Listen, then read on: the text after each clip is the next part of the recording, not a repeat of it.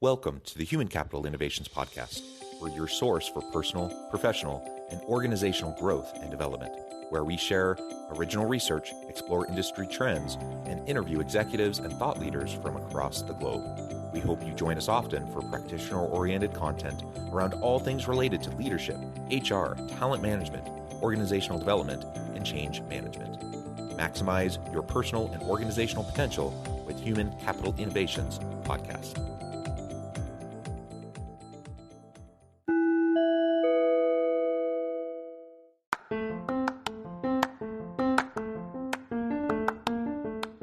If you enjoy the Human Capital Innovations Podcast, enjoy ad-free listening by going to the Patreon page, and please consider contributing even at the producer or sponsorship level. And please leave a review. Thank you for your support.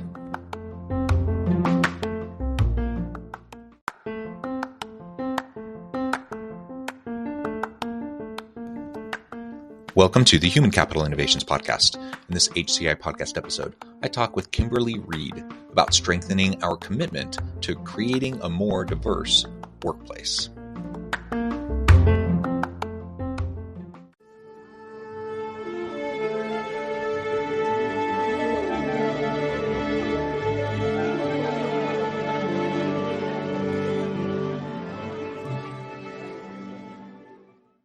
Kimberly Reed, welcome to the Human Capital Innovations Podcast. Hello, Jonathan. Well, thank you for having me. This is great. It is a pleasure, and I like the energy. Today, we're going to be talking about strengthening our commitment to creating a more diverse workplace. And I'm just really thrilled to have the chance to talk with you. You're joining us from New Jersey. I'm south of Salt Lake City in Utah. And you have a lot of expertise in this area, so it's going to be a fun conversation. As we get started, I wanted to share Kimberly's bio with everybody. Kimberly Reed is an award-winning international speaker, author, corporate trainer, and diversity, equality, and inclusion executive with more than 20 years in HR, talent recruitment acquisition, diversity, equality, and inclusion expertise. Kimberly has successfully countermanded inadequate and or troublous diversity practices by designing, building, leading, and shaping dynamic, high-performing work cultures.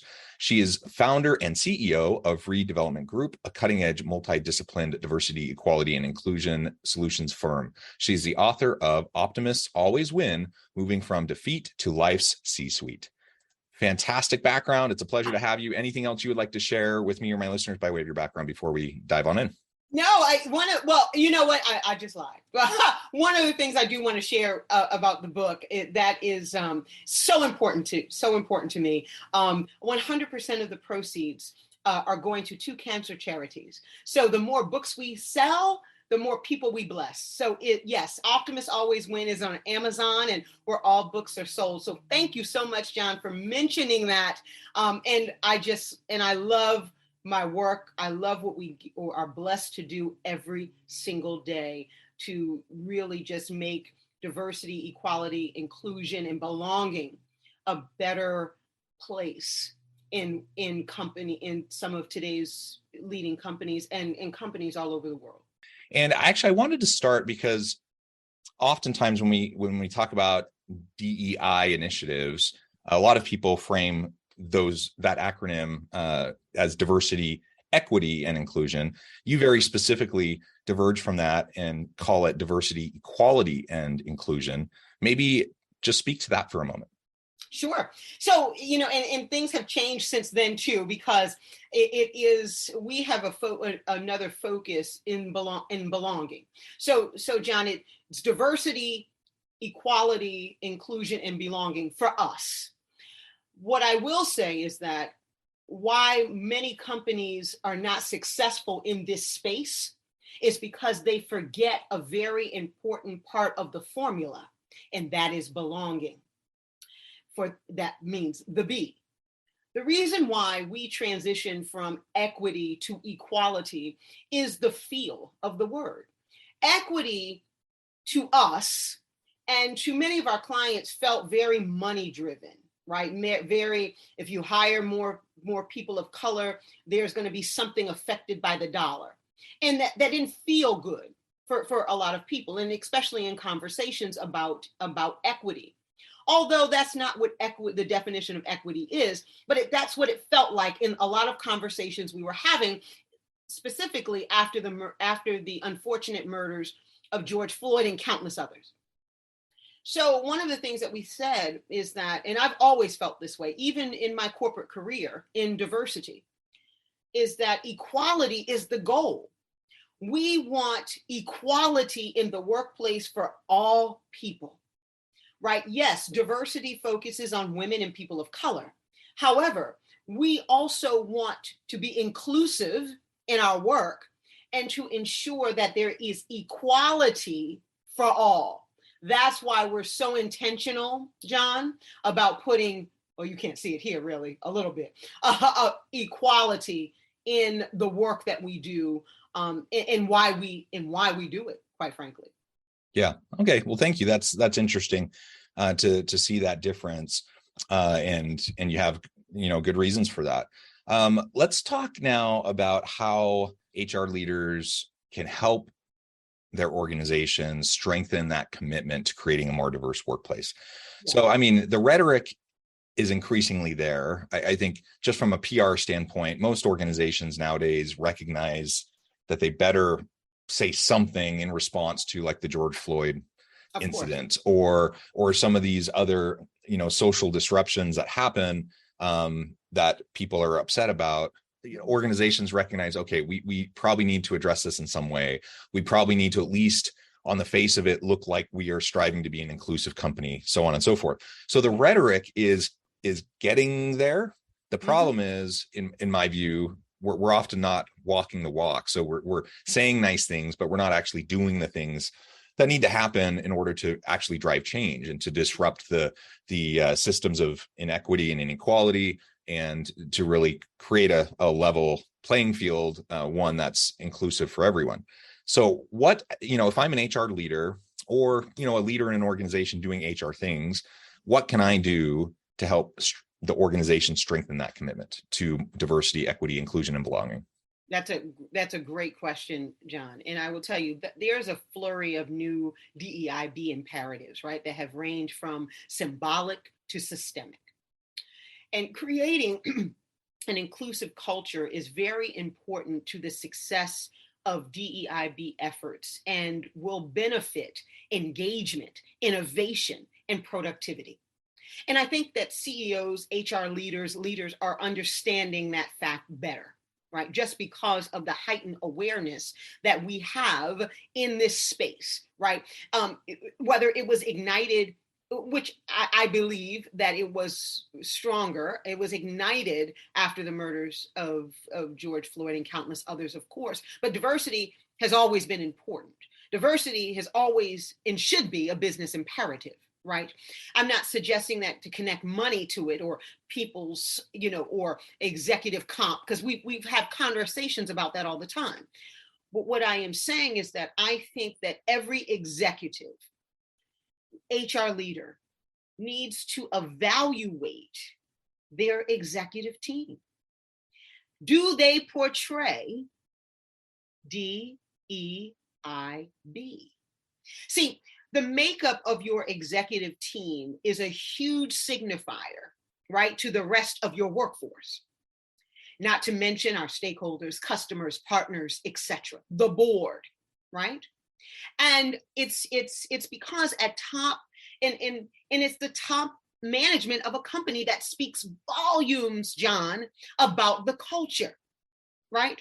So to foster a company culture where every voice is welcome, heard, and respected, we need to understand what does the company and what does that senior leader, because it starts a lot from the top, but the work gets done in the middle. We could talk about that too. But is that what is it portraying? What is the culture? HR leaders, you have to assess and have to understand what that is before you can venture in this work. That's why, John, we don't touch a client without doing a DEIB organizational assessment. If they don't agree to that, that's okay, right? We're not the firm for them. But what happens with HR leaders, going back to my point, is that most often employees quit jobs because they don't feel like they can bring their authentic self to work, and uniquenesses are not appreciated and valued.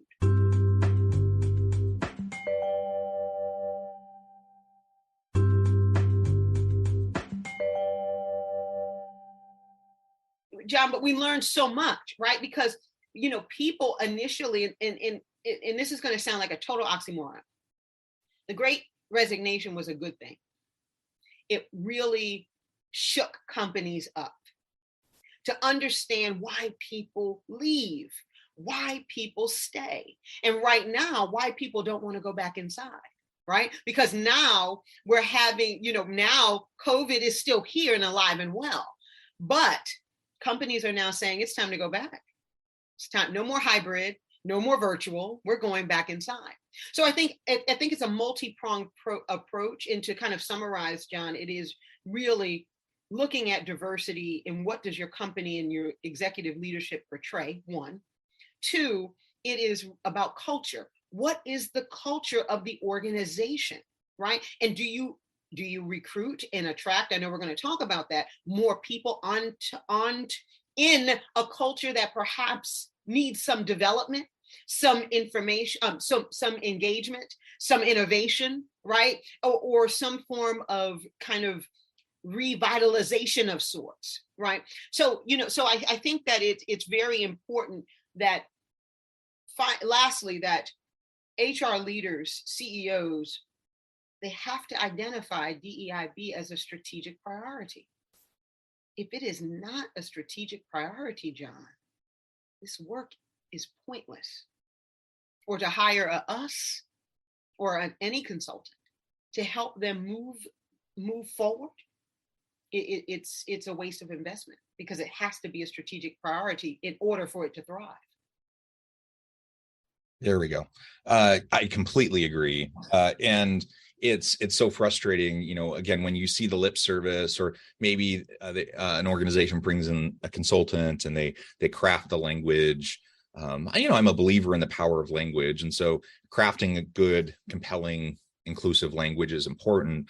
But if that's, where it stops, and that's where that does stop for a lot of organizations, then nothing's ever going to happen. And you can hold a big retreat and a meeting and have conversations, and it might move the needle for a moment. But if it's not sustained and you just have that meeting and then you get back to business as usual, nothing's going to change. And you mentioned, for example, the composition of the board, the composition of the C-suite. These are the high-profile positions that everyone looks to, and that reflects on the organization's commitment to diversity, equality, inclusion, and belonging.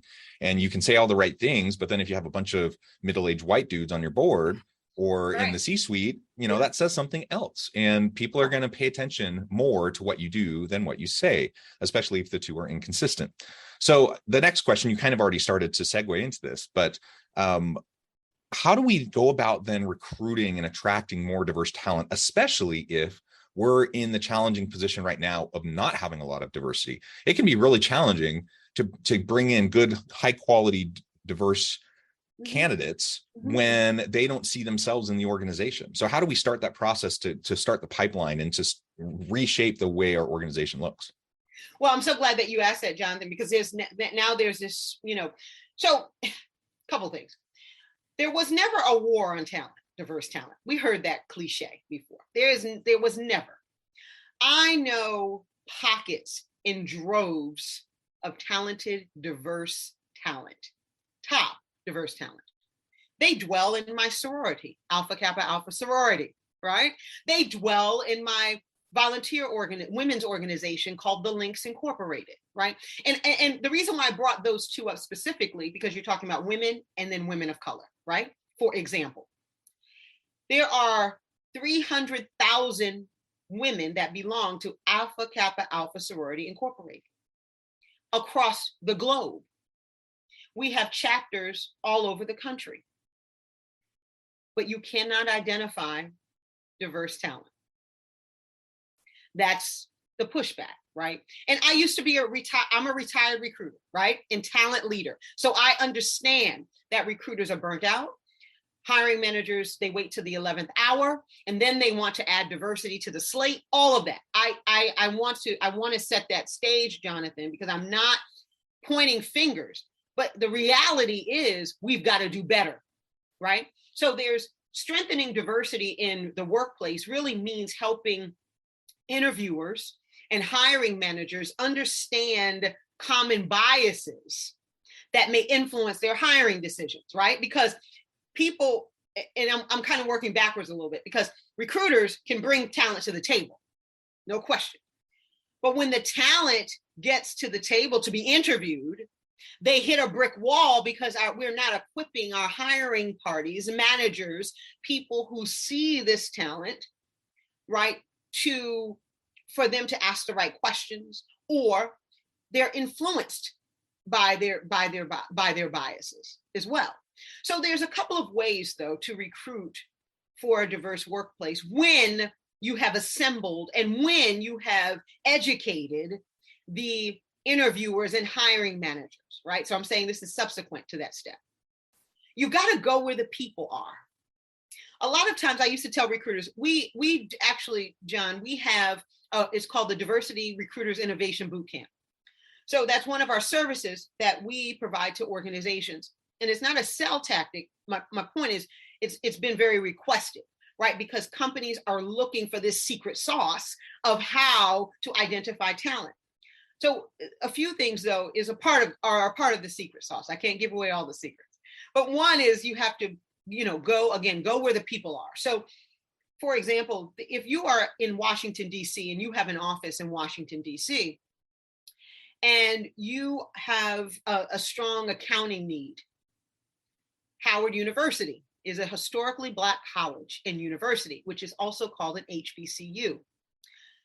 You should be tapped in for campus recruiting, for executive recruiting and experienced hire recruiting. You should be tapped into their alumni network. They have over 80,000. They're one of the largest alumni networks in the country for an HBCU.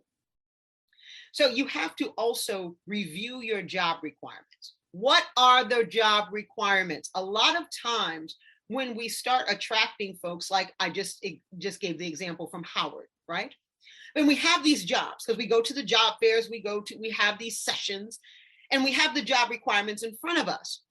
However, they don't speak to the role itself. I'm not saying speaking to the person, but we don't have a good sense of what the role is, or what the trajectory is, or what is the rhyme or reason to this role. And diverse talent, this is proven, and this is also driven by research. They want to feel not only that there's a success blueprint, but they want to feel valued. And if your job requirements are not clear, and you're hiring a person, any person, but specifically of color, how can that person win if the job requirements are unclear? Also, you have to reflect diversity at all stages of the recruitment process. It cannot be, John, in the beginning, we're going to focus on diversity, and we're going to attract diverse talent.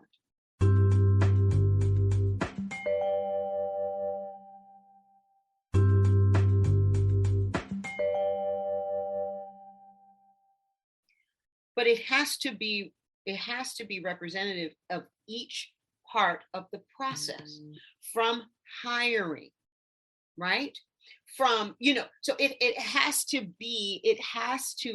be very focused, and it has to be very deliberate and intentional, your recruitment practices and processes. But more importantly, it has to be seen. And so a lot of times when diversity isn't seen in organizations or seen in the recruitment process, oftentimes you're not successful. The other piece to it is that diversity is inward. Diversity and inclusion is outward. What do I mean by that? Diversity is in our companies, right? When we start to hire, inclusion, your people, talent has to see an inclusive culture in workplace. When I click on your website as someone that I'm looking for a job, and I see zero representation of me, or your customer, or the board or stakeholders, whomever. Why would I want to go to that company? See, you have to consider standardizing not only your recruitment stuff, processes, interview questions, that's all good. But the entryway, what does the entryway to your company look and feel like? So you have to be willing, and we say this to our customers all the time, you got to be willing to throw your existing strategy out the window if it's not working. Stop trying to, okay, maybe we'll go to this school differently. No, you have to develop also an employer brand that showcases your diversity. So to recap, in the sense of what I would tell three things. You got to look at your interviewing, the interviewers, right? Because that's one of the entryways into the organization. Is your culture ready for it? You have to ask yourself simultaneously with number one. Two, you have to go where the people are, period. Recruiters have to be more innovative, more creative. Leverage LinkedIn, for example. I know that people say, oh God, no. LinkedIn is one of the best places where you can get the talent that you're looking for, because you know the caliber of the talent, right? And 9 times out of 10, you know the caliber of the talent. What I also would say, you have to go where the diverse talent is. HBCUs, alumni associations, traditional colleges. For example, Temple University in Philadelphia, just using that as an example. They have a wonderful, not only alumni, but they have many different chapters of NABA, of the National Black MBA, HAKU, which is Hispanic MBA, right? They have all of these great chapters, but we don't tap into them, John, because we're not looking for them. So we have to do a better job.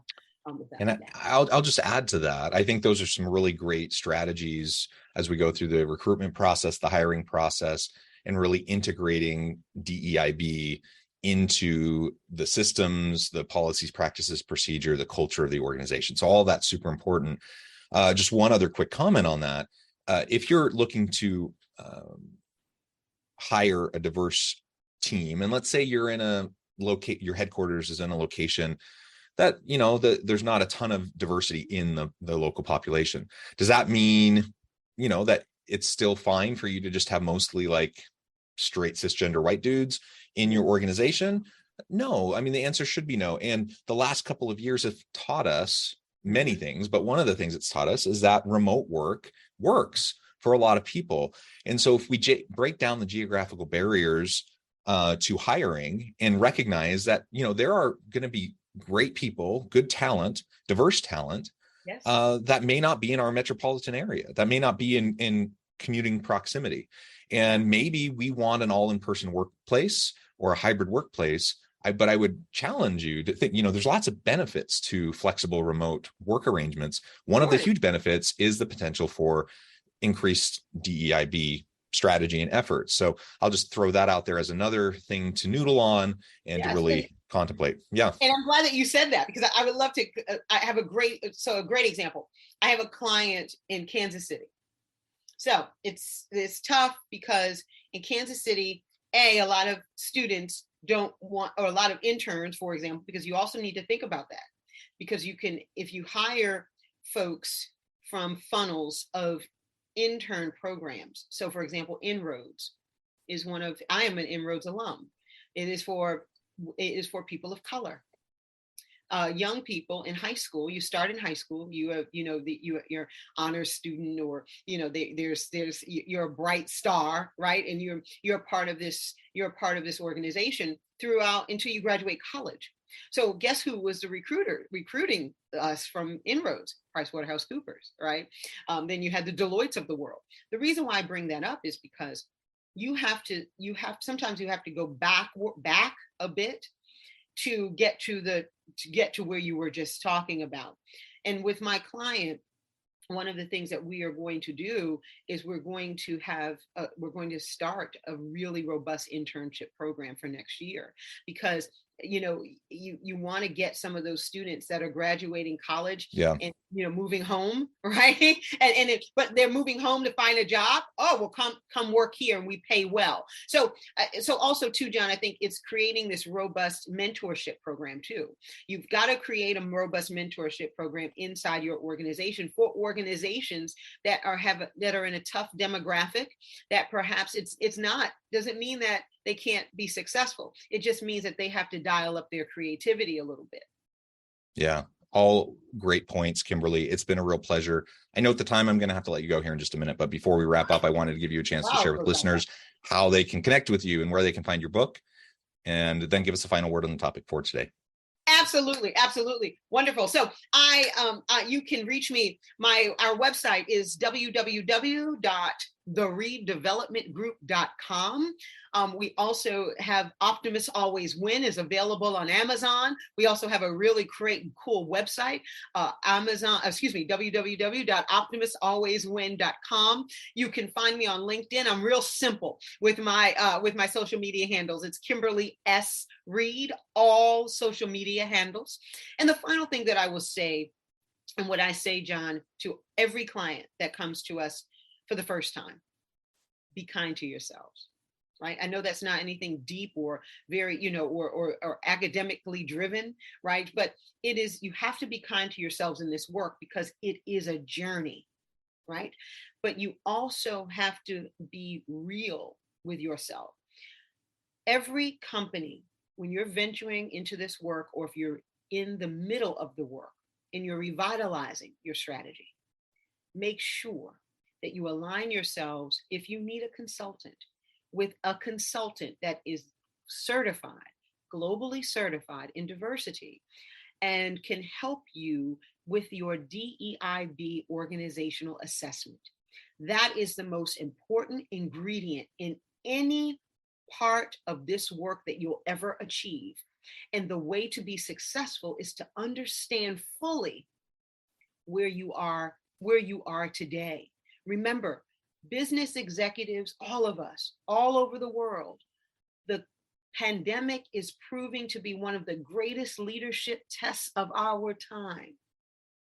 Diversity is hard, yes, but to integrate diversity for the ultimate goal, for DEIB to be in the DNA of your organization, you will win. I love it. Thank you, Kimberly. It's been a pleasure. I encourage listeners to reach out, get connected, find out more about what Kimberly and her team can do for you. Check out the book. And as always, I hope everyone can stay healthy and safe, that you can find meaning and purpose at work each and every day. And I hope you all have a great week. Do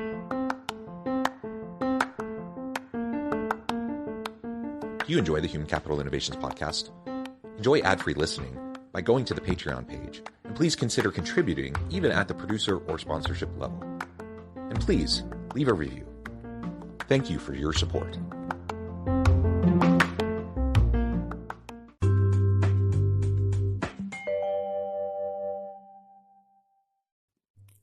Thanks again for joining us for this episode of the Human Capital Innovations Podcast.